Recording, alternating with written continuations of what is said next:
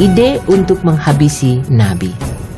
Setelah orang-orang Quraisy mengalami kegagalan dalam 2 kali kedatangan mereka untuk mempengaruhi Abu Thalib, maka mereka kembali bersikap keras dan bengis, bahkan jauh lebih keras dari sebelumnya. Pada hari itu, tiba-tiba muncul ide di kepala para taghut mereka untuk menghabisi Nabi SAW dengan cara lain. Tetapi justru kebengisan dan munculnya ide semacam itu yang semakin mengokohkan posisi Islam. Dengan masuknya 2 pahlawan Mekah, yaitu Hamzah bin Abdul Muthalib dan Umar bin Al-Khattab. Di antara bentuk kebengisan itu, suatu hari Utbah bin Abu Lahab menemui Rasulullah SAW seraya berkata, "Aku mengingkari ayat demi bintang ketika terbenam, dan yang mendekati lalu bertambah dekat lagi atau Jibril." Kemudian dia mulai mengganggu beliau, merobek baju beliau dan meludah ke muka beliau. Untunglah ludah itu tidak mengenai sasaran. Saat itu beliau berdoa, "Ya Allah, buatlah dia dilahap seekor anjing dari ciptaan-Mu." Doa beliau benar-benar dikabulkan. Suatu kali Utbah pergi ke Syam bersama rombongan Quraisy. Suatu malam, tatkala mereka sedang singgah di suatu tempat di Syam, tepatnya di Az-Zarqa, tiba-tiba ada seekor singa yang mengelilingi mereka. Saat itulah Utbah berkata, "Sungguh celaka saudaraku, demi Allah singa itu akan mencaplokku seperti doa yang dibaca Muhammad atas diriku. Singa itu akan membunuhku selagi Muhammad ada di Mekah dan aku di Syam." Singa itu menyibak kerumunan orang lalu menerkam kepala Utbah hingga meninggal. Di antara bukti bahwa para taghut Quraisy bermaksud hendak menghabisi Nabi SAW, apa yang diriwayatkan Ibnu Ishaq dalam hadis yang panjang, di dalamnya disebutkan, Abu Jahal berkata, "Wahai semua orang Quraisy, sesungguhnya Muhammad tetap bersikukuh dan kalian melihatnya mencela agama kita, mencaci maki bapak-bapak kita, membodoh-bodohkan harapan-harapan kita, dan mencela sesembahan kita. Aku bersumpah kepada Allah, aku benar-benar akan menungguinya sambil membawa batu yang mampu kubawa, dan tatkala dia sujud dalam sholatnya, aku akan menimpukkan batu itu ke kepalanya. Pada saat itu, terlantarkanlah aku atau belalah aku. Setelah itu, Bani Abdi Manaf bisa berbuat apa yang terbaik menurut mereka." Esok paginya, Abu Jahal mengambil batu seperti yang dia katakan, kemudian duduk menunggui Rasulullah SAW. Orang-orang menunggu apa yang bakal dilakukan Abu Jahal. Tatkala beliau sedang sujud, Abu Jahal mengambil batu lalu mendekati beliau. Tatkala jaraknya sudah dekat, tiba-tiba dia mundur dengan muka pucat dan gemetar. Kedua tangannya tak mampu menyangga batu yang dibawanya, sehingga dia cepat-cepat melontarkannya. Orang-orang Quraisy mendekati Abu Jahal dan bertanya, "Apa yang terjadi wahai Abul Hakam?" "Aku menghampirinya seperti kukatakan semalam kepada kalian. Tatkala aku sudah dekat dengannya, tiba-tiba ada seekor onta yang menghalangi diriku dan dirinya. Tidak, demi Allah, aku tidak melihat onta itu seperti lazimnya tinggi maupun pendeknya, tidak pula taringnya, sekalipun itu onta pejantan. Onta itu mendekatiku dan hendak mencaplokku." Ibnu Ishaq menuturkan, Rasulullah SAW bersabda, "Itulah Jibril alaihi salam. Andai kata dia mendekati lagi, tentu Jibril akan mengambil tindakan terhadap dirinya." Karena perbuatan Abu Jahal terhadap Rasulullah SAW itulah yang mendorong Hamzah radhiyallahu anhu masuk Islam setelah itu. Masalah ini akan disampaikan di bagian mendatang. Sekalipun begitu, ide untuk menghabisi Rasulullah SAW tetap belum hilang dari hati para taghut Quraisy. Ibnu Ishaq meriwayatkan dari Abdullah bin Amru bin Al-As, dia berkata, "Aku mendatangi mereka yang sedang berkumpul di Hijr. Mereka membicarakan Rasulullah SAW lalu berkata, 'Kami tidak pernah bersabar seperti kesabaran kami menghadapi urusan orang ini. Kami benar-benar telah bersabar menghadapinya karena suatu urusan yang besar.'" Selagi mereka dalam keadaan seperti itu, tiba-tiba beliau muncul dan berjalan hingga tiba di dekat Hajar Aswad dan mengusapnya. Kemudian beliau melewati mereka dalam keadaan tawaf mengelilingi Ka'bah. Mereka memberondong beliau dengan kata-kata penghinaan. Aku bisa melihat yang demikian itu di wajah beliau. Tatkala lewat untuk kedua kalinya, mereka melakukan hal yang sama lagi. Aku bisa mengetahui yang demikian itu di wajah beliau. Kemudian, tatkala beliau lewat untuk ketiga kalinya, mereka melakukan hal yang sama lagi.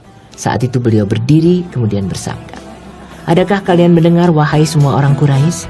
Demi diriku ada di tangannya, aku telah datang kepada kalian sambil membawa sembelihan." Kata-kata beliau ini terus mengiang-ngiang di dalam diri mereka, hingga masing-masing di antara mereka merasa di atas kepalanya ada burung yang akan menyambar. Hingga ada di antara mereka yang berusaha menghibur diri dari rasa takutnya dengan cara yang dianggap paling baik, lalu berkata, "Pergilah, wahai Abu Al-Qasim, demi Allah, engkau bukanlah orang yang asing." Besoknya mereka berkumpul lagi, dan selagi beliau muncul mereka berembuk. Akhirnya secara serentak mereka merembuk dan mengepung beliau. Kulihat seorang di antara mereka memegang jubah beliau. Abu Bakar berdiri di samping beliau sambil menangis. Dia berkata, "Apakah kalian tega membunuh seseorang yang berkata, 'Robku adalah Allah'?" Kemudian mereka beranjak pergi meninggalkan beliau. Ibnu Amru berkata, "Itulah kondisi paling keras yang dilakukan Quraisy yang pernah kulihat." Dalam riwayat Al-Bukhari dari Urwah bin Az-Zubair, dia berkata, "Aku berkata kepadamu, Ibnu Amru bin Al-As, sampaikanlah padaku keadaan paling keras yang dilakukan Quraisy terhadap Nabi Shallallahu Alaihi Wasallam." Dia menjawab, tatkala Nabi Shallallahu Alaihi Wasallam sholat di dalam Ka'bah, tiba-tiba muncul Uqbah bin Abu Mu'aidh, lalu dia melingkarkan pakaiannya di leher beliau, lalu menjerat beliau dengan tarikan yang keras. Lalu Abu Bakar tiba dan langsung mencengkeram pundaknya serta menyingkirkan dari sisi beliau. Seraya berkata, "Apakah kalian tega membunuh seorang yang mengatakan, 'Rabbku adalah Allah'?" Hamzah bin Abdul Muthalib masuk Islam. Di tengah udara yang pengap karena dipenuhi awan kesewenang-wenangan dan kezoliman, muncul seberkas cahaya di hadapan orang-orang yang jalannya terhalang, yaitu keislaman Hamzah bin Abdul Muthalib radhiyallahu anhu. Dia masuk Islam di akhir tahun ke-6 dari nubuah. Menurut pendapat mayoritas, dia masuk Islam pada bulan Zulhijjah. Sebab keislamannya karena suatu hari Abu Jahal melewati Rasulullah Shallallahu Alaihi Wasallam tatkala di Safa, lalu dia mencaci maki dan melecehkan beliau. Namun beliau hanya diam saja. Kemudian dia memukul kepala beliau dengan menggunakan batu, hingga luka dan darah pun mengalir dari luka itu. Kemudian dia berbalik menuju kumpulan orang-orang Quraisy di dekat Ka'bah dan mengobrol bersama mereka. Seorang budak perempuan milik Abdullah bin Jad'an yang berada di sana melihat apa yang dilakukan Abu Jahal terhadap beliau. Sementara Hamzah yang baru pulang dari berburu sambil menenteng busurnya lewat di sana. Maka budak perempuan itu mengabarkan apa yang dilakukan Abu Jahal seperti yang dilihatnya. Sebagai pemuda Quraisy yang paling terpandang dan menyadari harga dirinya, Hamzah langsung meradang. Dia beranjak pergi dan tidak berhenti menemui seorang pun dengan satu tujuan, mencari Abu Jahal. Jika sudah ketemu, dia akan menghajarnya. Tatkala sudah masuk masjid, dia berdiri di dekat kepala Abu Jahal lalu berkata, "Wahai orang yang berpantat kuning, apakah engkau berani mencela anak saudaraku padahal aku berada di atas agamanya?"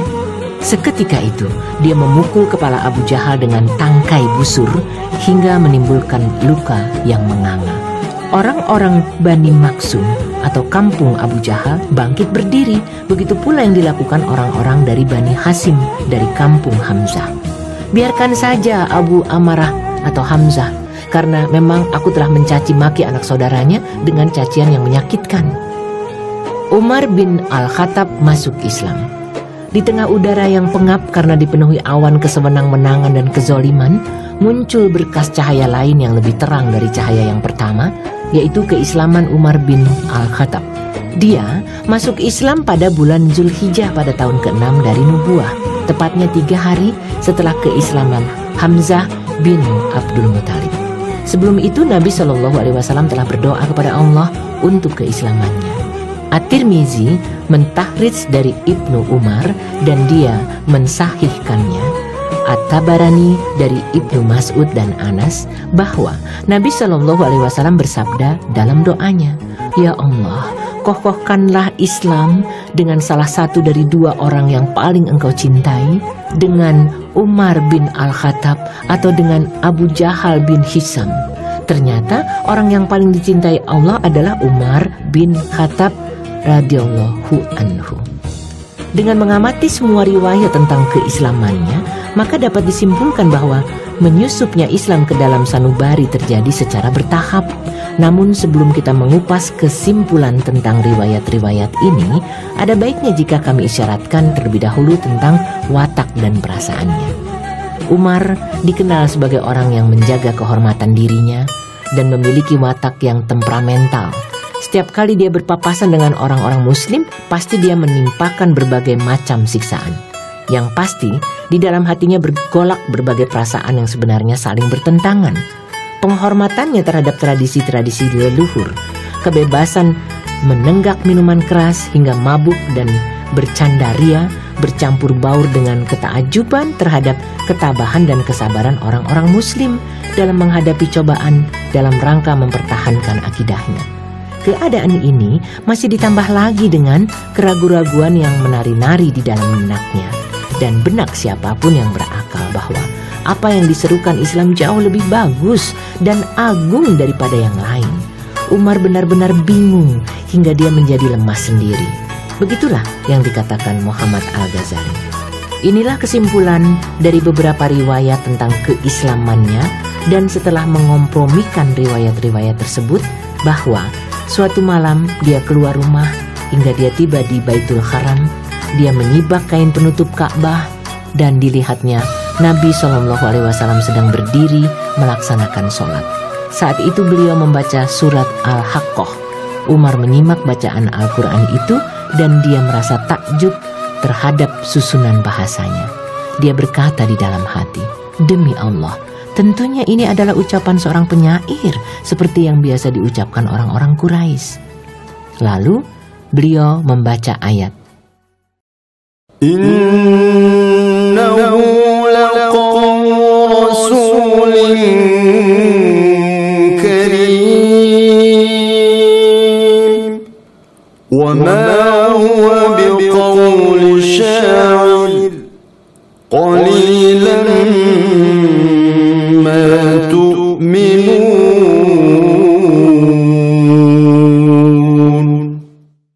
Sesungguhnya Al-Quran itu adalah benar-benar wahyu Allah yang diturunkan kepada Rasul yang mulia, dan Al-Quran itu bukanlah perkataan seorang penyair. Sedikit sekali kalian beriman kepadanya. Surat Al-Haqqah ayat 40 dan 41. Umar berkata di dalam hati, "Kalau begitu ucapan tukang tenung." Beliau membaca, "Dan bukan pula perkataan tukang tenung. Sedikit sekali kalian mengambil pelajaran darinya. Ia adalah wahyu yang diturunkan dari Rabb semesta alam." Beliau meneruskan bacaannya hingga akhir surat, seperti yang diceritakan Umar sendiri. Mulai saat itulah Islam mulai menyusup ke dalam hatinya. Inilah awal mula benih-benih Islam masuk ke dalam hati Umar bin Al-Khattab. Tetapi selubung jahiliyah dan fanatisme terhadap tradisi yang sudah mendarah daging, serta pengagungan terhadap agama leluhur tetap tampil sebagai pemenang dari inti hakikat yang merasuk ke dalam hatinya. Sehingga dia tetap berkeras memusuhi Islam, tidak peduli terhadap perasaan yang tersembunyi di balik selubung itu. Di antara gambaran wataknya yang temperamental dan permusuhannya yang sengit terhadap Rasulullah Shallallahu Alaihi Wasallam, suatu hari dia keluar rumah sambil menghunus pedangnya dengan maksud ingin menghabisi beliau. Di tengah jalan dia berpapasan dengan Nu'aim bin Abdullah an-Naham al-Adwi, atau seorang laki-laki dari Bani Zuhrah, atau seorang laki-laki dari Bani Makhzum. "Hendak kemana engkau, wahai Umar?" "Aku akan menghabisi Muhammad," jawabnya. "Apa yang bisa menjamin keamanan dirimu dari pembalasan Bani Hashim dan Bani Zuhrah jika engkau membunuh Muhammad?" "Menurut pengamatanku, Rupanya engkau telah keluar dan meninggalkan agama yang telah engkau peluk selama ini, kata Umar. Bagaimana jika kutunjukkan sesuatu yang membuatmu lebih tercengang, wahai Umar? Sesungguhnya, saudarimu dan iparmu telah keluar dari agama serta meninggalkan agama yang selama ini engkau peluk. Dengan terburu-buru, Umar berlalu hingga tiba di rumah adik perempuannya dan iparnya. Yang saat itu ada pula Khabab bin Al-Ard sedang menghadapi sahifah berisi surat Taha. Dia membacakan surat ini di hadapan mereka berdua. Tatkala Khabab mendengar suara kedatangan Umar, dia menyingkir ke bagian belakang ruangan, sedangkan Fatimah menyembunyikan sahifah Al-Quran. Namun tatkala mendekati rumah adiknya tadi, Umar sempat mendengar bacaan Khabab di hadapan adik dan iparnya. Apa suara bisik-bisik yang sempat kudengar dari kalian tadi? Tanya Umar tatkala sudah masuk rumah. Hanya sekedar obrolan di antara kami, jawab keduanya. Kupikir kalian berdua sudah keluar dari agama, kata Umar. Wahai Umar, kata adik iparnya, apa pendapatmu jika kebenaran ada dalam agama selain agamamu? Seketika Umar melompat ke arah adik iparnya dan menginjaknya keras-keras. Adiknya mendekat untuk menolong suaminya dan mengangkat badannya, namun Umar menonjok Fatimah hingga wajahnya berdarah. Menurut riwayat Ibnu Ishaq, Umar memukul Fatimah hingga terluka. Wahai Umar, kata Fatimah dengan berang, jika memang kebenaran itu ada dalam selain agamamu, maka bersaksilah bahwa tiada ilah selain Allah, dan bersaksilah bahwa Muhammad adalah Rasul Allah. Umar mulai merasa putus asa. Dia lihat darah yang meleleh dari wajah adiknya, maka dia merasa menyesal dan malu atas perbuatannya. Berikan Alkitab yang tadi kalian baca, kata Umar. Adiknya menjawab, engkau adalah orang yang najis. Alkitab ini tidak boleh disentuh kecuali orang-orang yang suci. Bangunlah dan mandilah jika mau. Maka Umar segera mandi. Setelah itu memegangi Alkitab. Dia mulai membaca isinya. Bismillahirrahmanirrahim. Lalu dia berkata, nama-nama bagus dan suci. Kemudian dia membaca Toha hingga berhenti pada firman Allah, Innani ana Allah la ilaha illa ana fa'budni wa aqimis salata lidhikri. Sesungguhnya aku ini adalah Allah. Tidak ada ilah selain aku. Maka sembahlah aku dan dirikanlah sholat untuk mengingatku. Surat Toha ayat 14. Alangkah indah dan mulianya kalam ini. Tunjukkan padaku di mana Muhammad berada saat ini.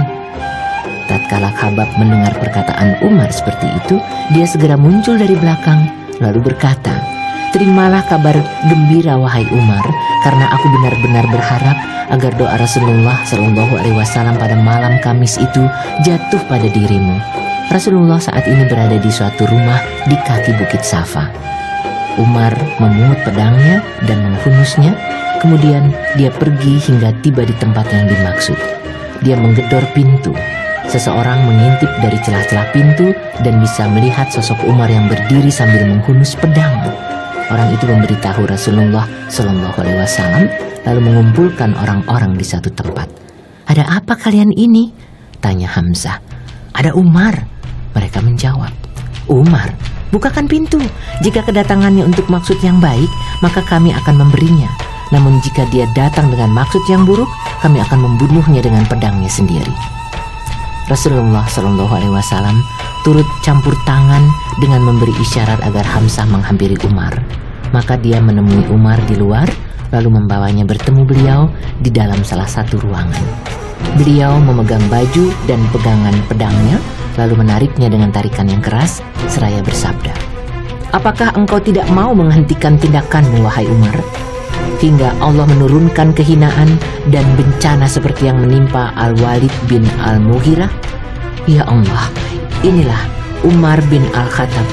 Ya Allah, kokohkanlah Islam dengan Umar bin Al-Khattab.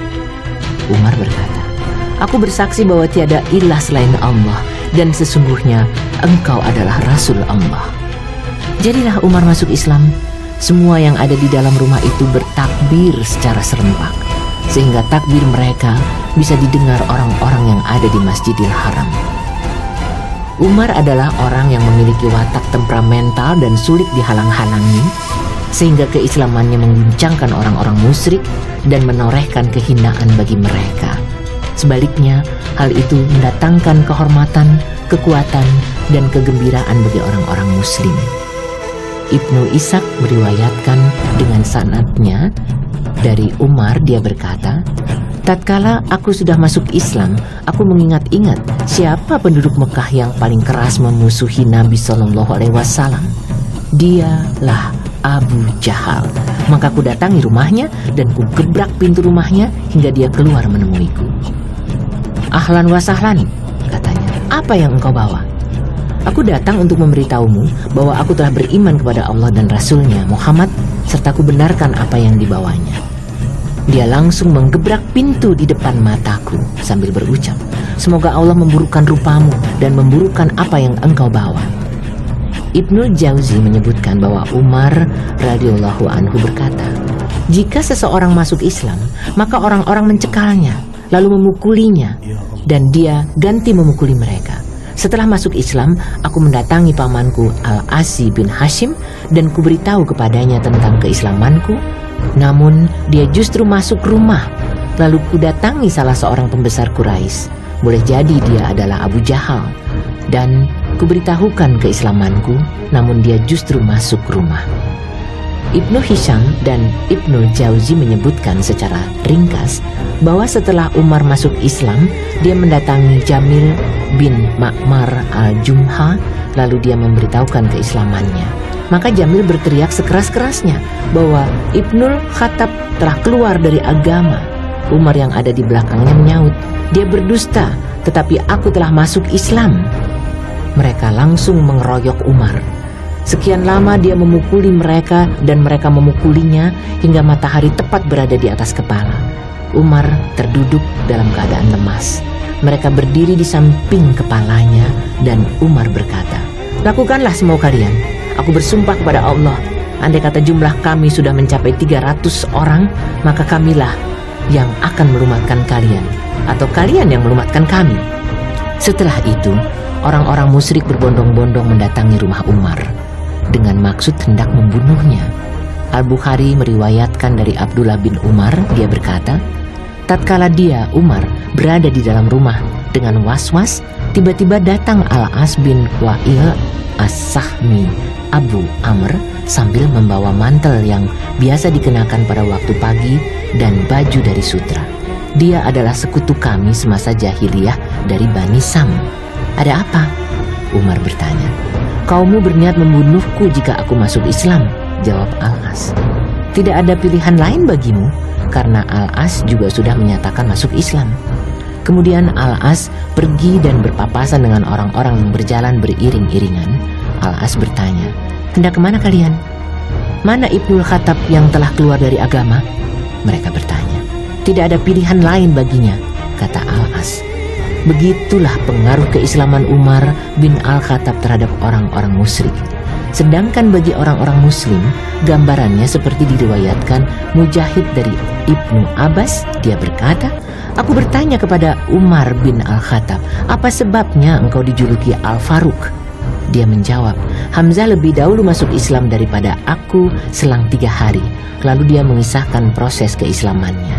Pada bagian akhir dia berkata, tepatnya setelah dia masuk Islam, aku bertanya, 'Wahai Rasulullah, bukanlah kita berada di atas kebenaran, mati maupun hidup?' 'Benar,' beliau menjawab, 'demi diriku yang ada di tangannya, sesungguhnya kalian berada di atas kebenaran, hidup maupun mati.' 'Lalu mengapa kita masih sembunyi-sembunyi?' tanya Umar. 'Demi yang mengutus engkau dengan kebenaran, lebih baik jika kita keluar.' Maka beliau mengeluarkan kami dalam 2 barisan. Barisan pertama diserahkan kepada Hamzah dan satu lagi diserahkan kepadaku. Hamzah membawa garam yang ditumbuk halus layaknya tepung. Kami bergerak hingga memasuki Masjidil Haram. Aku bergantian memandang ke arah orang-orang Quraisy lalu beralih ke arah Hamzah. ada rona kesedihan membayang pada diri mereka yang tidak pernah kulihat sebelumnya seperti itu. Maka pada saat itulah Rasulullah Shallallahu Alaihi Wasallam menjuluki Al-Faruq atau yang suka memisahkan antara hak dan batil. Ibnu Mas'ud radhiyallahu anhu berkata, hampir-hampir kami tidak bisa mendirikan sholat di dekat Ka'bah hingga Umar masuk Islam. Dari Suhaib bin Sinar Ar-Rumi radhiyallahu anhu, dia berkata, setelah Umar masuk Islam, maka Islam menjadi tampak dan dakwah kepadanya dilakukan secara terang-terangan. Kami bisa duduk membuat lingkaran di sekitar Baitul Haram, tawaf di sekeliling Ka'bah, berani mengambil tindakan terhadap orang yang berlaku kasar kepada kami, dan menentangnya. Diriwayatkan dari Abdullah bin Mas'ud, dia berkata, kami merasa kuat setelah Umar masuk Islam. Duta Quraisy tercenung di hadapan Rasulullah. Setelah dua pahlawan yang gagah berani ini masuk Islam, yaitu Hamzah dan Umar, maka mendung serasa menggelantung dan orang-orang musyrik kerepotan mencari bentuk penyiksaan dan tekanan terhadap orang-orang muslim. Mereka berusaha mengajukan berbagai macam penawaran kepada Rasulullah Shallallahu Alaihi Wasallam yang memungkinkan bisa diajukan dengan satu tujuan, menghentikan dakwah. Mereka tidak sadar apapun yang sudah mendapat siraman sinar matahari takkan lagi ada artinya sehelai sayap nyamuk di hadapan dakwah beliau. Tidak heran jika kemudian mereka gagal mencapai apa yang mereka harapkan. Ibnu Ishaq menuturkan, aku diberitahu Yazid bin Ziyad dari Muhammad bin Ka'ab al-Qurazi, dia berkata, suatu hari Utbah bin Rabi'ah yang termasuk pemuka Quraisy berada di tengah-tengah sekumpulan orang-orang Quraisy. Sementara pada waktu yang sama, Rasulullah Shallallahu Alaihi Wasallam sedang duduk di Masjidil Haram sendirian. Utbah berkata, wahai orang-orang Quraisy, bagaimana jika ku hampiri Muhammad, berembuk dengannya, dan kutawarkan satu dua hal? Siapa tahu dia mau menerima sebagian di antaranya. Lalu kita berikan kepadanya apa yang dia maui dan dia tidak mengganggu kita lagi. Hal ini terjadi setelah Hamzah masuk Islam dan mereka melihat pengikut Rasulullah Shallallahu Alaihi Wasallam semakin lama semakin banyak. Bagus itu wahai Abul Walid, hampirilah dan ajaklah dia berembuk, kata mereka. Maka Utbah menghampiri beliau dan duduk di hadapan beliau lalu berkata, wahai anak saudaraku, engkau termasuk golongan kami. Dari segi keluarga dan keturunan, aku juga tahu kedudukanmu. Engkau telah membawa satu urusan yang besar kepada kaummu, yang dengan urusan itu engkau memecah belah persatuan mereka, membodohkan harapan-harapan mereka, mencela sesembahan dan agama mereka, dan mengingkari siapapun yang termasuk dalam golongan leluhur mereka. Sekarang dengarkanlah, aku akan menawarkan beberapa hal kepadamu, dan engkau bisa memeriksanya. Siapa tahu engkau mau menerima sebagian di antaranya. Beliau bersabda, katakanlah wahai Abul Walid, biar ku dengarkan. Wahai anak saudaraku, jika engkau menginginkan harta kekayaan sebagai pengganti dari apa yang engkau bawa ini, maka kami siap menghimpun harta kami untuk diserahkan kepadamu, sehingga engkau menjadi orang yang paling kaya di antara kami. Jika engkau menginginkan kedudukan, maka kami akan mengangkatmu sebagai pemimpin kami, dan kami tidak akan menyisakannya bagi orang selain dirimu. Jika engkau menginginkan kerajaan, maka kami akan mengangkatmu sebagai raja kami. Jika engkau tertimpa penyakit yang tidak bisa engkau obati sendiri, maka kami carikan obat bagimu, dan kami juga siap mengeluarkan biaya hingga engkau sembuh. Terlalu mudah bagi pelayan kami mencari seseorang yang bisa mengobati. Dalam lafaz lain disebutkan, tatkala Utbah selesai bicara dan Rasulullah Shallallahu Alaihi Wasallam mendengarkannya, maka beliau bertanya, apakah engkau sudah selesai bicara, wahai Abul Walid? Ya, jawab Utbah yang juga biasa dipanggil Abul Walid. Sekarang ganti dengarkan ucapanku. Akan kulakukan. Beliau bersabda, Bismillahirrahmanirrahim. Lalu beliau membaca, Hamim Tanzilun minal Rahmanir Rahim كتاب فصلت آياته قرآنا عربيا لقوم يعلمون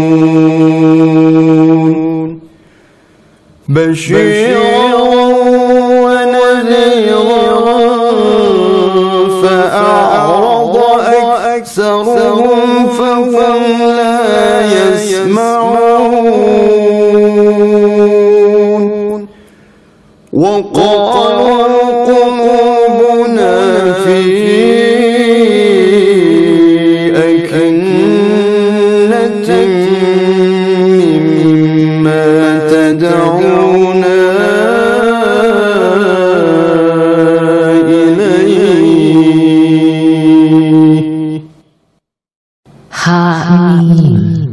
diturunkan dari yang maha pemurah lagi maha penyayang.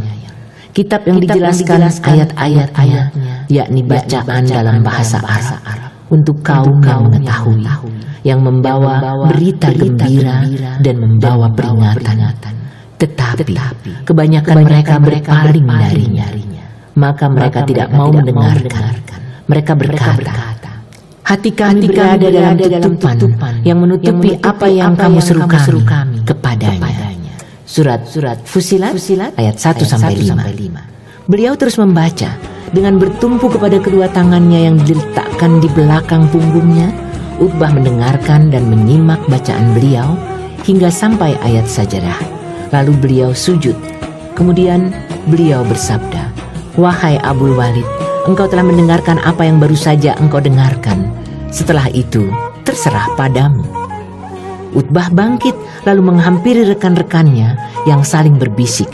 Kami berani sumpah demi Allah, raut muka Abul Walid berbeda dengan raut mukanya saat perginya tadi. Apa yang tadi terjadi denganmu, wahai Abu Walid? Tanya mereka setelah dia bergabung dengan mereka. Tadi aku mendengar suatu perkataan yang demi Allah tidak pernah kudengarkan yang seperti itu sama sekali. Demi Allah, itu bukan syair, bukan ucapan sihir dan tenung. Wahai semua orang Quraisy, turutilah aku dan serahkanlah masalah ini kepadaku. Biarkanlah orang ini dengan urusannya dan hindarilah dia. Demi Allah, perkataannya yang kudengarkan tadi benar-benar menjadi berita besar. Jika bangsa Arab mau menerimanya, maka dengan kehadirannya kalian tidak membutuhkan bangsa lain. Jika dia dapat menguasai bangsa Arab, maka kerajaannya akan menjadi kerajaan kalian pula, dan kemuliaannya menjadi kemuliaan kalian. Jadilah kalian orang yang paling berbahagia karenanya. Demi Allah, dengan lidahnya dia telah menyihirmu, wahai Abul Walid, kata mereka. Ini pendapatku tentang dirinya. Terserahlah apa pendapat kalian, katanya. Abu Talib mengumpulkan Bani Hashim dan Bani Abdul Muthalib. Perjalanan situasi dan kondisi telah banyak yang berubah, tetapi Abu Talib masih dibayangi kekhawatiran terhadap gangguan orang-orang musyrik terhadap anak saudaranya. Dia menyimak kembali 1-2 peristiwa yang sudah terjadi. Orang-orang musyrik pernah mengancamnya agar dia menghentikan anak saudaranya, kemudian berusaha menukarnya dengan Ammarah bin Al-Walid untuk dibunuh. Abu Jahal pernah mendatangi anak saudaranya sambil membawa batu untuk ditimpukkan kepadanya. Uqbah bin Abu Mu'id pernah menjerat leher anak saudaranya dengan pakaiannya dengan maksud untuk membunuhnya, dan lain-lainnya.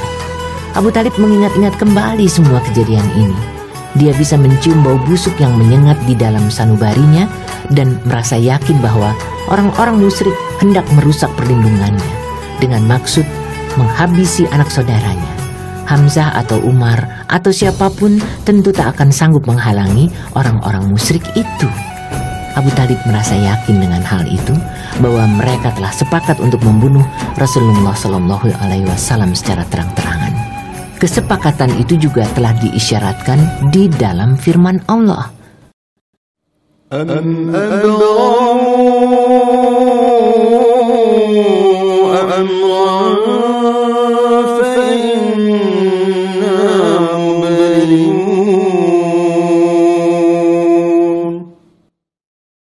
Bahkan mereka telah menetapkan satu tipu daya jahat. Maka sesungguhnya kami menetapkan pula. Surat Az-Zukhruf ayat 79. Lalu apa yang dikatakan Abu Thalib? Dia berdiri di tengah anggota keluarganya dari Bani Hasim, Bani Al-Muttalib dan Abdi Manaf, meminta kesediaan mereka untuk melindungi anak saudaranya. Ternyata mereka menyanggupinya, yang kafir maupun yang muslim, sebagai langkah untuk menjaga kekerabatan. Yang tidak bergabung dalam kesediaan ini adalah saudaranya Abu Lahab. Dia memisahkan diri dari mereka dan bergabung bersama orang-orang Quraisy lainnya.